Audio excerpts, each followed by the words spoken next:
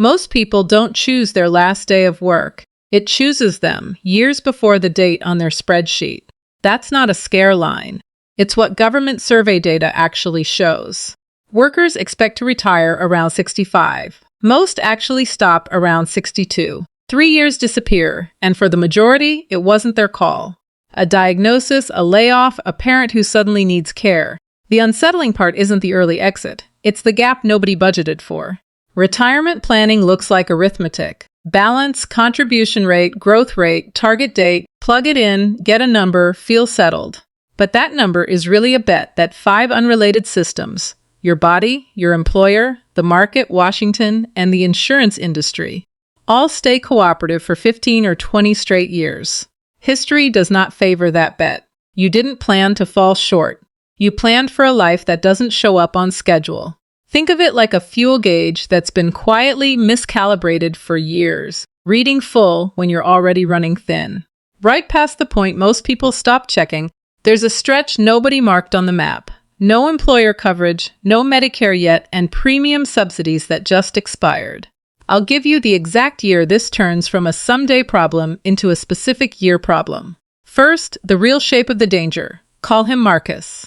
53, roughly $240,000 saved, 12 years to his target of 65. On paper, solid. Then at 56, a fall off a ladder tore his shoulder, 4 months off work. While he was out, his company restructured, and he came back to a smaller role and a smaller paycheck. 2 years later, a layoff caught him at 58, with barely a year of outside savings and a decade before penalty-free withdrawals. Was his math wrong? No. That's the unsettling part. The numbers were fine. What failed was the hidden assumption underneath them, that nothing would interrupt the timeline before 65. Here's the reframe worth keeping. The problem usually isn't undersaving. It's that most plans are built for a finish line most people never reach on schedule. Save the exact right amount for a 67-year runway, and you can still fall short if your real exit lands at 61 instead. That 3-year gap between expected and actual retirement age hasn't budged in decades. The plan isn't broken. The finish line just moves without asking permission. So what happens inside that gap?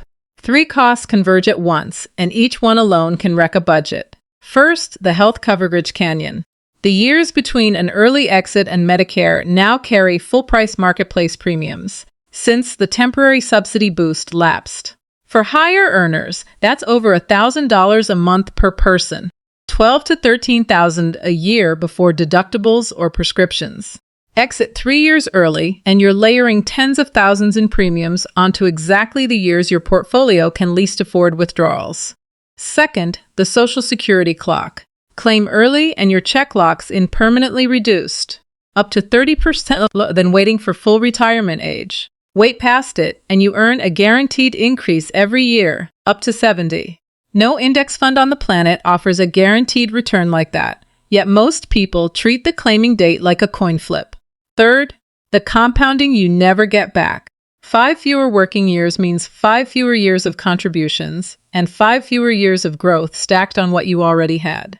A moderate earner, forced out 5 years early, can watch a 6-figure balance lose over $200,000 of future growth, money that's simply gone, not delayed. Every early year off the clock is a year of growth you can't buy back later. Now the fourth blind spot, the withdrawal rule everyone quotes, but few examine. The 4% guideline traces back to research from the mid-1990s. Later formalized by academics who tested it against decades of market history. Its own creator has since said it's arguably too conservative for a standard 30-year retirement. He's suggested a figure closer to 4.5 or more. But here's the twist most videos skip. That revision assumes you retire on schedule. For anyone exiting early, with 40-plus years ahead instead of 30, researchers pull the number the other direction, down toward 3 to 3.5%. On a moderate portfolio, that gap is thousands of dollars in annual income every single year before healthcare or Social Security penalties even enter the picture. What actually breaks a portfolio isn't a mediocre 30-year average.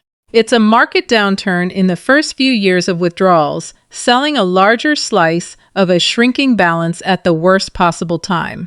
Research on this sequence risk consistently shows early retirement downturns do outsized damage compared to the same downturn hitting later. Meet Elena, 52, roughly $340,000 saved, aiming for $800,000 by 65. Her plan checks out, on the assumption she gets all 13 years.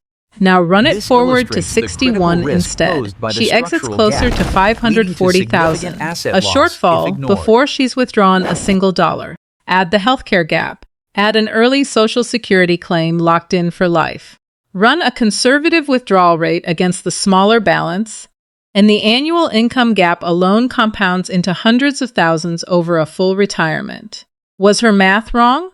No. Same story as Marcus. The plan assumed she'd get to choose her own exit date. Statistically, most people don't.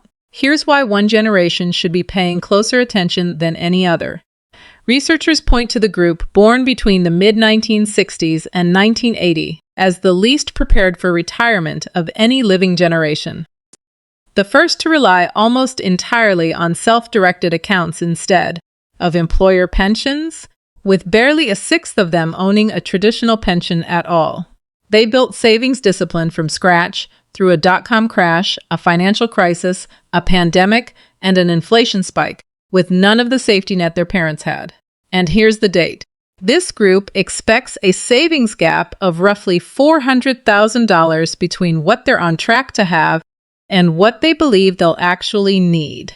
The oldest members of that generation hit full retirement age in the early 2030s. The same window government trustees have flagged as when Social Security's trust fund reserves are projected to run thin, triggering an automatic benefit cut if Congress doesn't act first. Read that again. No pension. A $400,000 gap, statistically likely to exit the workforce early. Reaching full retirement age in the exact window benefits could shrink. That's not a coincidence, and it's not fear-mongering. It's 4 separate datasets pointing at the same calendar year. To be fair, there's a whole industry that will tell you Congress always fixes this before disaster hits. They're probably right, eventually. But probably eventually is a hope, not a strategy. And hope has never once been a retirement plan. Back to Elena, 4 months later. She didn't overhaul everything. Most of us wouldn't. She just did 2 things. Captured her full employer match instead of leaving part of it on the table, and opened a separate account earmarked specifically for the pre-Medicare years. Not a full fix, but proof she'd built the failure mode into the plan before the failure could arrive. 3 things to take with you. 1. Stress test your plan against 62, not 67. What does your income actually look like if the exit isn't your choice? 2. Put a real healthcare line item in your budget before Medicare, even a rough one. 3. Treat your Social Security claiming age as a guaranteed return decision, not a scheduling preference. Because right now, it's the closest thing to a risk-free guarantee left in the entire system.